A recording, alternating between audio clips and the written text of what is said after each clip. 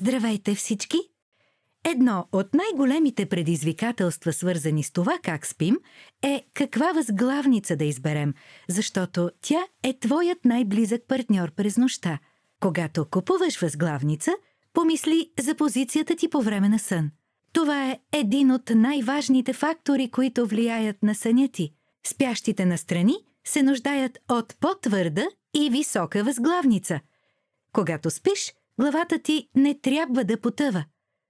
Възглавницата трябва да запълни мястото между ухото и рамото ти. За тази позиция на сън препоръчваме анатомична възглавница. Спящите по гръб се нуждаят от средно висока и средно мека възглавница.